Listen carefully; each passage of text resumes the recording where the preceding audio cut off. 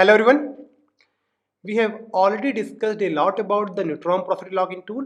We have discussed what is the principle of neutron property logging tool measurement, how the tool works, what is the primary data, that is the tool data which is recorded by the tool, and how this tool data is related to our porosity of the formation. We have discussed a lot about different types of detectors which are used in neutron porosity logging tool and how these detector varies in different measurement. For example, we know that in compensated neutron logging tool, that is the CNL logging tool, we are using a thermal neutron detector. We have also discussed that there is another logging tool that is called the dual energy neutron logging tool, which also uses the epithermal neutron detector. So we know that there is certain advantage of using epithermal neutron detector over the conventional thermal neutron detector that is used in the CNN logging tool. Today we will discuss about neutron porosity logging tool which employs epithermal neutron detector. So we will discuss that how the porosity calculated by the epithermal neutron detector can be superior to the thermal neutron detector porosity in different conditions, and what are the things that you need to keep in mind before using the epithermal neutron detector porosity logging tool. So let's start today's discussion. So today we will be discussing about the dual energy logging tool or DNL logging tool, which uses both thermal neutron detector as well as the epithermal neutron detector. We will also discuss the cell volume calculation. We have discussed different cell volume calculation method in the past lectures, such as we have used the SP logging tool as well as the gamma ray logging tool. We will also discuss how we can use the density and neutron logging data to calculate the cell content of the formation. Thereafter, we will discuss the summary of interpretation of density neutron log. That means when the neutron log and density log are plotted against each other, I will give an example how this response will look like in different lithology in different fluid condition. And thereafter we will discuss about some other lithology responses or effect of different lithology on our neutron logging tool data. So start with first we will discuss the dual energy neutron logging tool or the DNL logging tool. We know that DNL logging tool uses two thermal neutron detector as well as the two epithermal neutron detectors. We have already discussed that thermal neutron detectors are affected by the presence of thermal neutron absorber such as chlorine or different rare earth elements such as cadmium and boron. So in case when these thermal neutron absorber are present inside the formation, the count rates counted by the thermal neutron detector are affected. So they are going to absorb the thermal neutron at a very rapid rate. So the count rate of thermal neutron will be decreased. So the count rate at the detector when the thermal neutron logging tool are used, it will be less. So it will be taken as indication of high porosity. So generally the our thermal neutron detector porosities are higher in the presence of all these thermal neutron absorber. That's why we can use the epithermal neutron detector to calculate the porosity of the formation, which theoretically should give us a porosity which is equal to the actual porosity of the formation free from the thermal neutron absorber effect. That's why in DNL logging tool, we are going to use both thermal neutron detector and the epithermal neutron detector. The count rate of epithermal neutron detectors will not be affected by the presence of thermal neutron absorber. So the count rate detected by the epithermal neutron detectors will be true count rate which is affected by the actual porosity of the formation. So a DNL logging tool is going to give us two porosity. One is the phi n t, that is the phi n thermal porosity, and phi n e, that is the neutron porosity from epithermal neutron detectors. Now, if you can see in this figure, you can see the epithermal neutron detectors are closer to our source compared to the thermal neutron detector. So, generally, these two detectors, epithermal neutron detectors, will be placed closer to the source. The reason is that the count rate of epithermal neutron detector is affected by the spacing of our detectors. For example, we know that fast neutron will be first converted to epithermal neutron. The conversion of the fast neutron to epithermal neutron will happen closer to the source, and thereafter epithermal neutron can be converted to thermal neutron. So we can say that the thermal neutron will be generated further from the source compared to the epithermal neutron. So by placing the epithermal neutron detector closer to the source, we are enhancing the count rate of epithermal neutron at the epithermal neutron detector. Again, the count rate is low compared to the thermal neutron because when we are counting the epithermal neutron, we are only counting the how much epithermal neutron population has been generated. All the other neutrons, such as thermal neutron, if it is generated, it would be not counted. So once the epithermal neutrons are generated, they have very short lifespan and they are quickly converted to our thermal neutron. So the count rate of epithermal neutron are less compared to the our thermal neutron. That's why they are placed much closer to the source to increase the count rate of epithermal neutron. That's why we use the CNN login tool. In many cases, the CNN login tool are still being run inside wellbore because the epithermal neutron count rate statistics are not good as compared to the thermal neutron detector counting statistics. So this way, epithermal neutron logging tool can give us our true property of the formation, but the count rate in case of epithermal neutron detector or epithermal porosity is less as compared to the our thermal neutron detector porosity. So CNN login tool is still in use, and even in the DNN login tool we are going to use our thermal neutron detector because they are going to provide better statistics, and in some formation where the count rates may be affected by the surrounding, epithermal neutron may not be able to give the quality data to calculate the porosity of the formation. Now, advantage of the DNL login tool over the CNL or the compensated neutron login tool. We are going to get an improved response in the gas zone, better gas detection in silly reservoirs, and better porosity interpretation in presence of thermal neutron absorber. So we have already discussed this third point. We know that porosity will be accurate in case of epithermal neutron detector because the count rate will not be affected by the presence of thermal neutron absorber. So we are going to get a better response in gas zone, especially in presence of Cayley reservoir. We know that when the gas zone is there, then the neutron porosity logging tool generally reads lower porosity because of the low hydrogen content of the gas formation. But in case of Cayley reservoir, when the cell is also present, they contain bound water. So the presence of bound water and the thermal neutron absorber can increase the porosity of the Cayley formation, especially if you are using a CNN login tool, and if Cayley reservoir are present, we know that we are going to get high neutron porosity if cell is present due to the presence of bond water and the effect of thermal neutron absorber.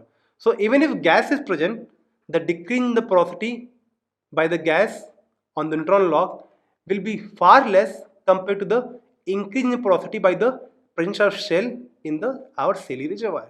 So when the gas and shell both are present, the CNN login tool tend to miss the our presence of gas zone. That means we are not going to get low neutron porosity in presence of cell in a gas reservoir. But this could easily be identified in our DNL login tool. So in clean formation, epithermal neutron porosity will be equal to our thermal neutron porosity. So phi nt, that is the thermal neutron porosity, will almost be equal to our epithermal neutron porosity in case of a clean formation, such as no cell is present. So there will be no thermal neutron absorber effect on our thermal neutron porosity logging tool data. In presence of strong thermal neutron absorber, such as let's say cadmium or boron or the chlorine is present. In that case, only the epithermal neutron porosity will be free of thermal neutron absorber effect, and it will be almost equal to our porosity calculated by the density logging tool or the 5D values. Let us take an example of this. So in this figure we have three porosity curves. This black curve is our density porosity curve. This curve is our thermal neutron porosity curve, and this curve is our epithermal neutron porosity curve.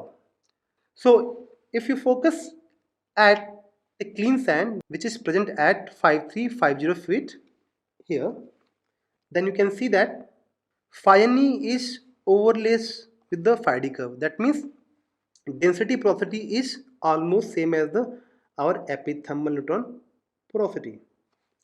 So you can see this dashed curve is phi Ne and this curve dark curve is phi D. So you can see they both are overlapping with each other.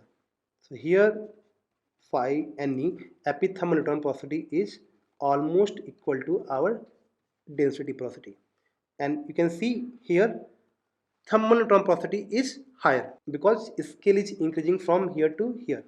So here you can see that thermal neutron porosity is greater than our epithermal neutron or the density porosity. So in this section phi Nt is greater than phi Ne. Why? Because in this section we have thermal neutron absorber present, which is increasing our thermal neutron porosity, and epithermal neutron porosity is not affected by the presence of our thermal neutron absorber. So although it was a clean section, you can see it was identified by our low gamma ray log reading, but due to the presence of thermal neutron absorber such as chlorine might be present here in the formation water, which is increasing the thermal neutron porosity but not affecting our epithermal neutron porosity. So we have now covered the all of the logging tools or all the neutron porosity logging tools. Let us come back to some application of neutron logging tool. So let us discuss the application of neutron logging tool in the cell volume calculation. So we have already discussed the use of SP log and gamma ray log in the cell volume estimation or the cell content estimation. We know that SP log generally overestimate the cell volume, and it also has no theoretical basis. That means we were simply assuming that the presence of shell is going to decrease the SP amplitude. We have also discussed the gamma ray log cell volume calculation. So there we discussed the different methods such as the linear gamma ray index and also different correlation. But one of the problem with the gamma ray log is it requires the presence of spectral gamma ray log so that we can be assured about the quality of the cell volume calculation. Now keep in mind that the gamma ray log is still the best estimate of our cell volume calculation, and in many cases the gamma ray log is preferred over any other method for cell volume calculation, provided the gamma ray log is of good quality and we can differentiate between the gamma ray radioactivity coming from different radioactive source. But some of the problem can still be there in the gamma ray cell volume calculation. For example, what if rock matrix contains some slightly radioactive mineral like feldspar? So even in sand zone or let's say carbonate reservoir rock, where we are supposed to get the low gamma ray radioactivity, what if they contain some amount of feldspar? We know that the potassium might be present in the feldspar, and if the potassium rich minerals are present in a large quantity in our reservoir sections, they can also show high gamma ray radioactivity on the our gamma ray log. So in that case, we cannot use the gamma ray log to calculate the our cell content in such reservoir rock formation. What if the cell contains mainly the kaolinite clay? We know that the cell are radioactive due to presence of potassium, thorium, and in some cases also uranium. And if the potassium is not present inside the clay structure, then even a cell will lead to low gamma ray radioactivity. We know that the potassium is generally in very low amount in kaolinite clay. So if cell is mainly made of kaolinite, it will lead to low gamma radioactivity, which is associated with the our potassium atom. Similarly, uranium deposit may also be present in our reservoir section, and thus reservoir section may also appear as high gamma radioactivity formation or Sely formation. That's why if you recall in the gamma ray logging lectures, we discussed that we can use the spectral gamma ray logging tool, and we can compute an additional gamma ray curve which is called the computed gamma ray curve, which is made of only the gamma ray radioactivity of potassium and thorium. That computed gamma ray curve can be used to give us the cell content of the formation which is free from the uranium radioactivity. Also, to calculate the cell volume from the gamma ray log, we at least need one point in clean formation and one point in the 100% Sely formation. So we must have a shell zone where the cell is also of same type, which is present inside our reservoir rock formation.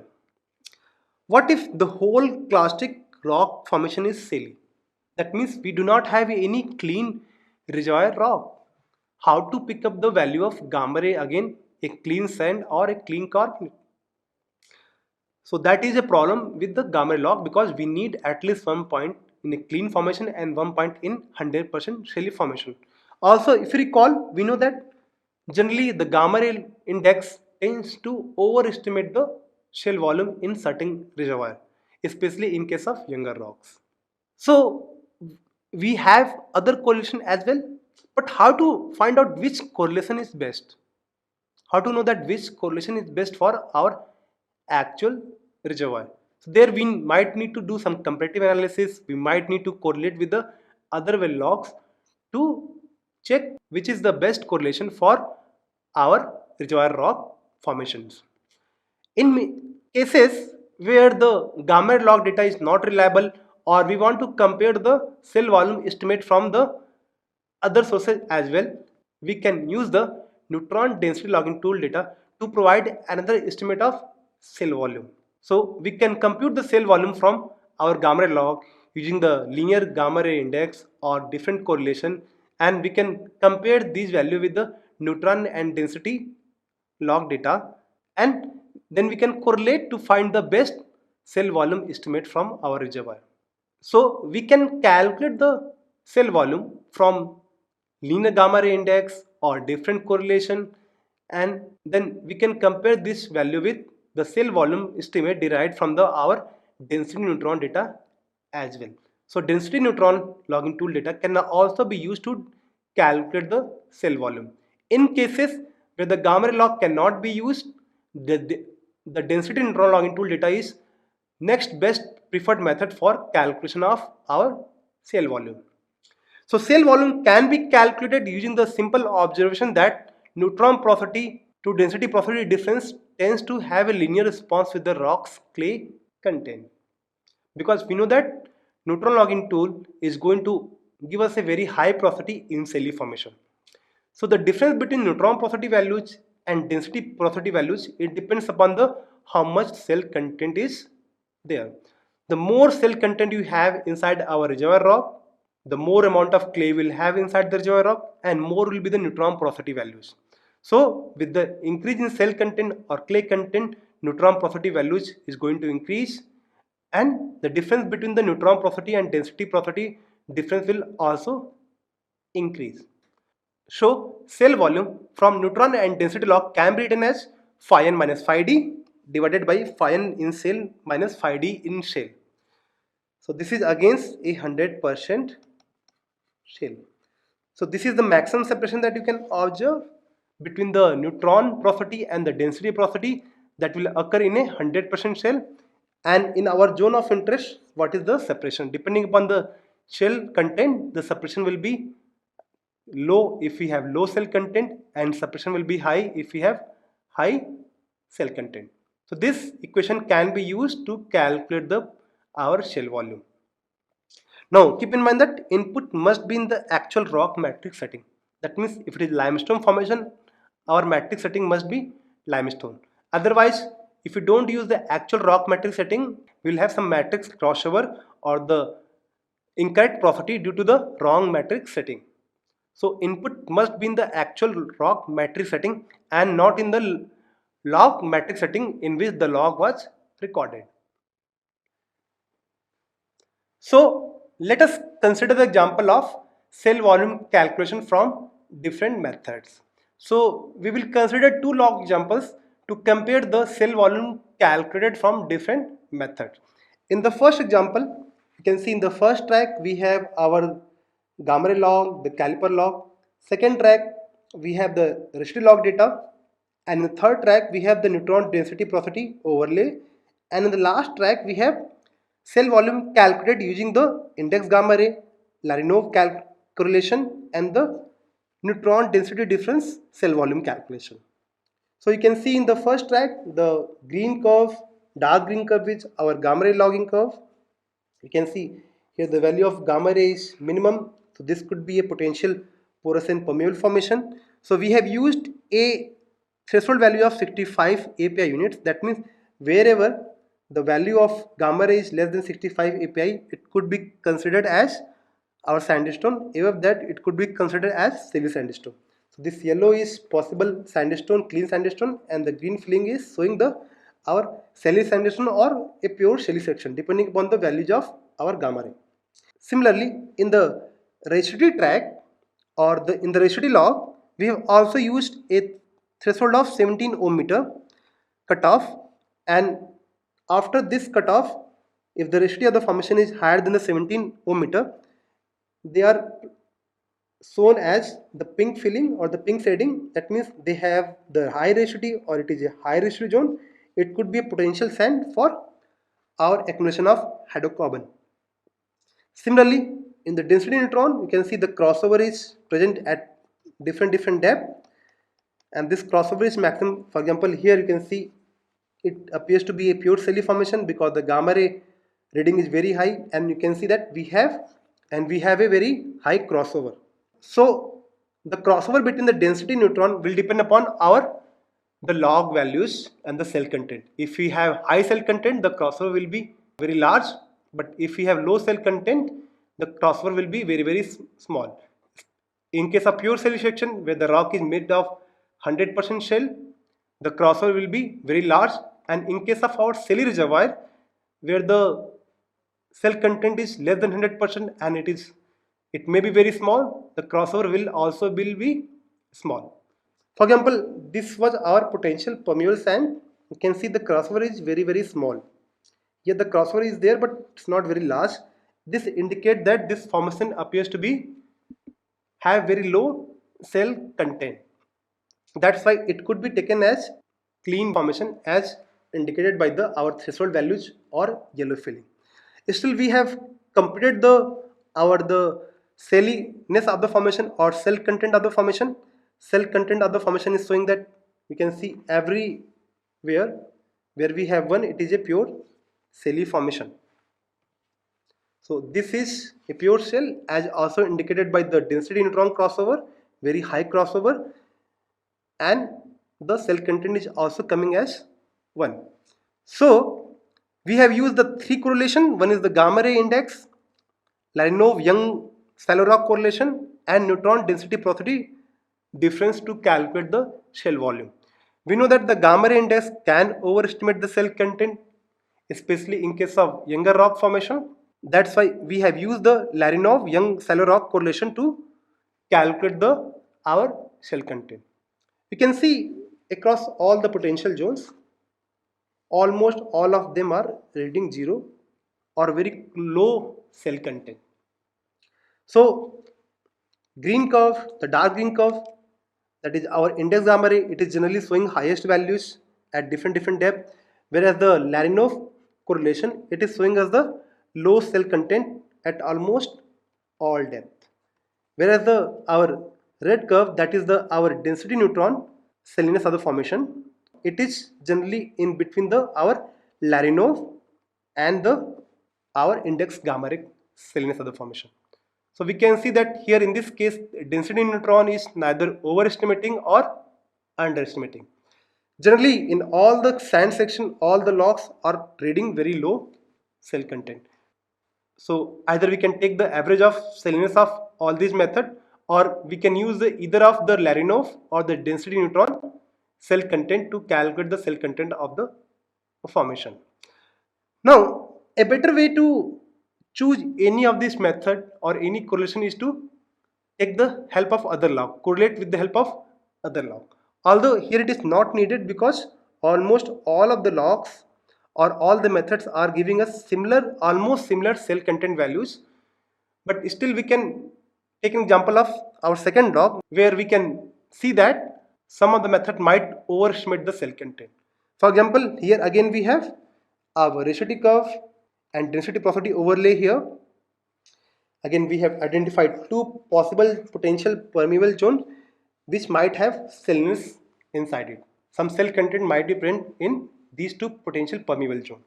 So first, let us look at the gamma log. This dark muddy color is our gamma log. So gamma log is going like this. It is here. It is. You can see that in this section we have some cell content because the gamma log reading is here. Not it is not going very low. Still, the gamma log reading is very high in this zone. So it have certain cell content, and in this zone 2, that is the marked by the our blue shading, the gamma log reading is little bit lower. It might have still some cell content, but not as compared to this zone 1 or the pink shaded region. So here what we have used, here we have used again three correlations: Lino for tertiary rock and the gamma index and the neutron density difference for our cell volume calculation. So let us compare these values. Let us start first in the zone 2. In zone 2, if I see the dotted red curve is our IGR, the green one is Larino, and this dotted blue curve is our density neutron. So you can see in this zone 2 or the blue shading zone, we have the gamma ray index and the Larinov and the density neutron saliness of the formation. So here it is 100% cell, here it is 0% shell, here we have 50%, and here we have 25. So this line is our 25% shell. You can see the density neutron in zone 2 is reading about 25% shell content. The IGR is somewhere reading 25% and somewhere it is reading close to 15 to 20% our shelliness of the formation. Whereas Larinov is predicting a very low shell content inside the formation. Similarly, in zone 1 you can see my IGR is calculating more than 50%. You can see it is 50% here. My IGR, the linear gamma index, is giving me value of more than 50% shell, and Larino, that is the dark green curve, and the dotted blue curve, which is our density neutron, it is giving us close to 0.25 to 0.3 or 25% to 30% saliness of the formation. So you can see the gamma index in zone 1 is overestimating the cell content. So how I can say that it is overestimating the cell content? That means I am saying that this value of saliness of the formation in the zone 1 is wrong and these two values are right. How I can say that? So if the cell is present, what will happen to the conductivity of the formation? Since cell is conductive, it will lead to increase in the conductivity of the rock formation. So cell can provide excess conductivity. That means if the cell is present, I should have what? Lower resistivity values or high conductivity values. But if I look at the resistivity log data, everywhere in zone 1 I have what? Very high resistivity. So the deep resistivity values or RT values are very high. So it is indicating that it is still a high resistive formation and the formation have very high resistivity or low conductivity. So if the cell is present, the conductivity must have been increased, the resistivity of the formation must have been decreased. That means this rock cannot have this much saliness inside it. It could not have 50% shell by volume. So clearly the gamma index method is overestimating the our shell content. This way we can correlate the log data with other log to pick a particular best method suited to our reservoir rock formation. So this type of exercise might be necessary if you are getting the different values from different correlations.